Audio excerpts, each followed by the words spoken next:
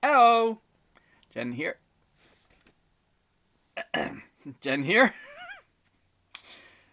Tiara's having troubles. Really, really. Anyway, uh, Jen here to read the fourth and final story of Fairy Tales by e.e.cummings, illustrated by John Eaton. So this is part 4 of 4, and I hope you enjoyed the first 3 stories. This one is called The House That Ate Mosquito Pie.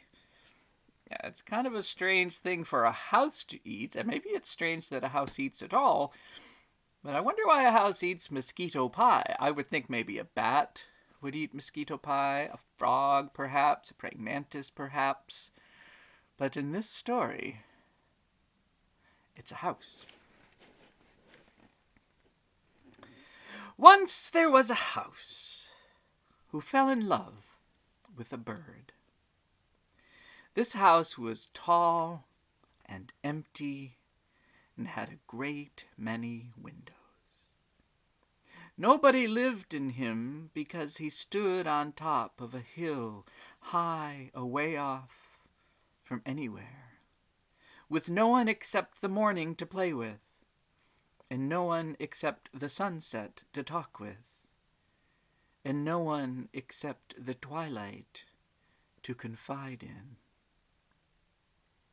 There was the afternoon, of course, but the afternoon rarely came near the house, because the afternoon was too busy putting the moon to bed. And then there was the night, too. But the night was fondest of wandering and wandering among all the bright and gentle kinds of flowers which you and I call stars, because we don't know what they really may be. So except for his 3 friends, the morning, the sunset, and the twilight, this tall and empty house with a great many windows, standing on top of the high hill, was all alone.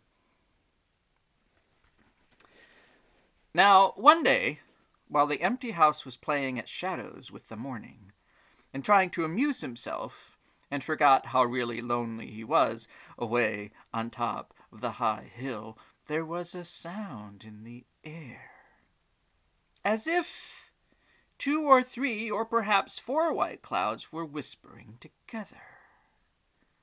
And this sound came nearer and nearer the house, until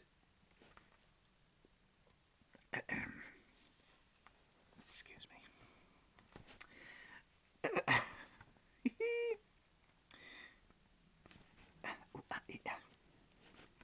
There was a sound in the air, as if 2 or 3 or perhaps 4 white clouds were whispering together. And this sound came nearer and nearer the house, until the house knew that it was the wings of somebody who was flying and flying and flying. In a little while, the house heard a new song. I'm sorry. Beep. The house heard a new sound, which was as if 5 or 6 or maybe 7 brooks were laughing about a secret. And this sound grew higher and clearer until the house knew that it was somebody singing and singing and singing.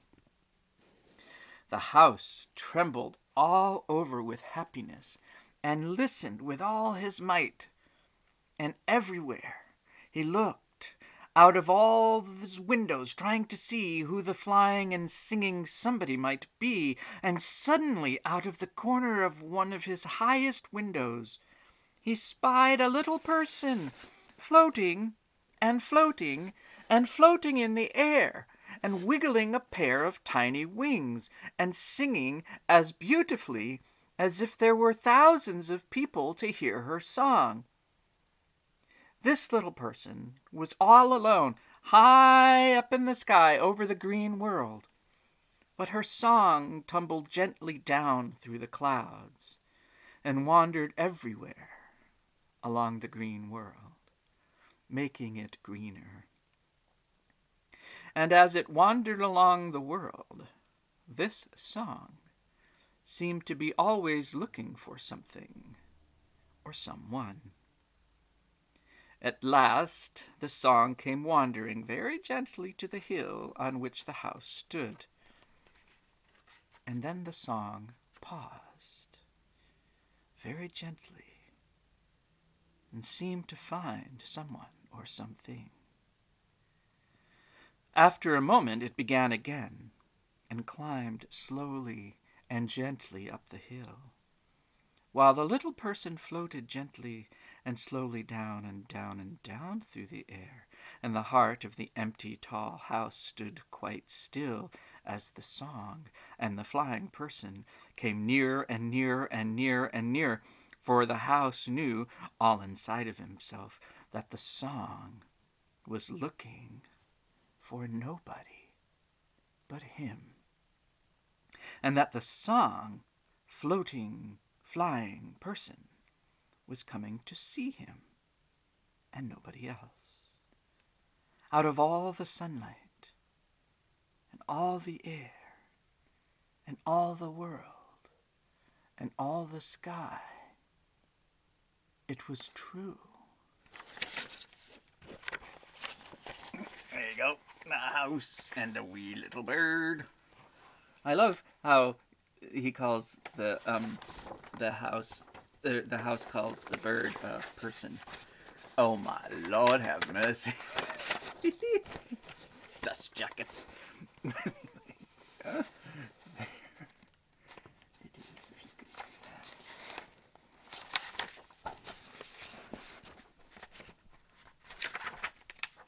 Oh, and there's a beautiful picture of the bird in just a second. I'll show you. Nobody can suppose how happy the house was when all at once the tiny flying person alighted right beside him and said, "May I come to live with you?" The house answered, very humbly and very happily, "Now I know why I have been very lonely for ever and ever such a long time. It was all for this day. Please live in me, and never stop living in me until we both stop living." Then the bird thanked him and promised, and the house made all his rooms beautiful just by feeling happy, and the bird wandered and wandered through all the beautiful rooms until she became so tired that she just went right to sleep in the queerest, quietest, tip-top room. It's one of my favorite pictures in the book.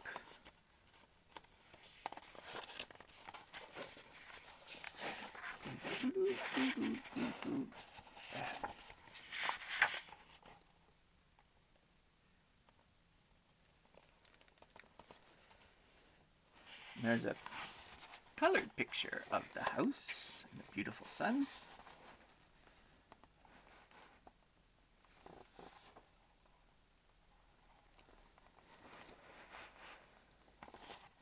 Ow. When the bird woke up next morning, she found the house all filled with sunlight and knew that she was happier than she ever had been before. So she sang to the house, and as for the house, he loved her so much, he washed all his windows, and wound up all his clocks, and swept all his stairs, and finally painted himself all over with fresh, bright, new paint. And by that time it was toward noon, and he felt hungry and tired. "What shall we have for lunch?" he said to the bird. The bird thought and thought, and finally she said, "You're such a beautiful house, and since I love you so much, I should like to fly out and catch some mosquitoes so that we can have a bit of mosquito pie." "That's a fine idea," the house said, "for I am really very hungry indeed after painting myself all over new." "I'll be right back," said the bird, and she flew out the window in the house and went up and up and up and up into the sweet, warm air, singing and singing and singing and singing, while the house looked after her, smiling all happily to himself and thinking, "My, how lucky a house I am after all." But just as he thought that, she had disappeared. He couldn't hear her singing anymore. But then she came hurrying through the air, silently down and down and down, and very gently alighted in the tip-top window and whispered, "Shh, some people are coming." "People?" the house said, and he looked out. "I don't see any." "They're coming up the hill," the bird whispered. "Don't you see them?" And as she spoke, it grew dark. The house looked again, and sure enough, he saw 3 people climbing the hill. "By Jove," he whispered, "what shall we do?" "Let's keep very still," the bird whispered. And the house whispered, "All right." And the 2 of them cuddled close to one another and smiled at one another and didn't say anything in the darkness. Then up the road that led to the house came the 3 people, and they all lifted their heads and said, "Ho, look what's there! It's a house, to be sure." And the house never said anything, and the bird kept very still. Then up the hill to the door of the house came 3 people, and they all cried, "Ho, what's this? A tall house, and an empty house, and a full of windows house, without anybody living it." And the bird scarcely breathed, and the house never said a word. Then up the steps and through the door and into the house came the 3 people, and they all shouted, "Ho, ho! We own this house, now we do. And let anybody tell us differently." But just at this moment, what would happen but all the clocks in the house began striking, and with such a banging and crashing as you never heard, and the people all jumped right up in the air with fright, and ran around and around, and out the door and down the hill as fast as they could go, with the house laughing and laughing, and the bird fluttering and singing, and a great deal of sunlight quickly rushed all over the green world. There's the clocks all ringing at once.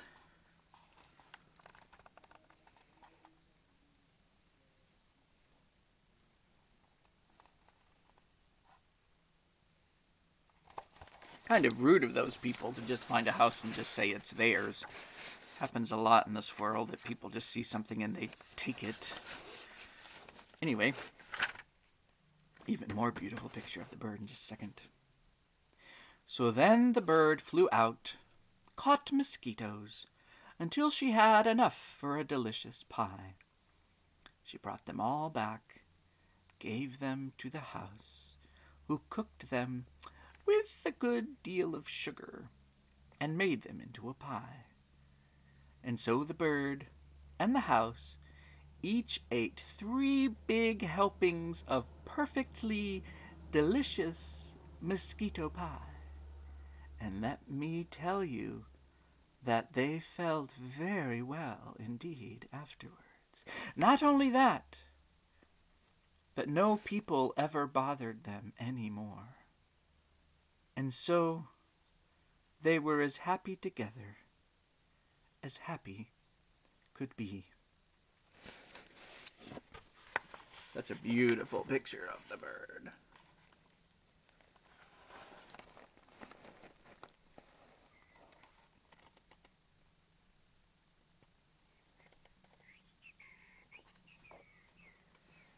Then, of course, a mosquito pie.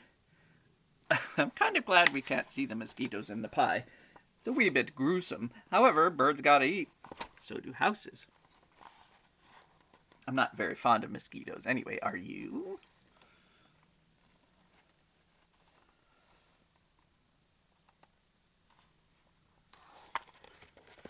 And that is the fourth and final story of this delightful book, Fairy Tales by E.e. Cummings, illustrated by John Eaton.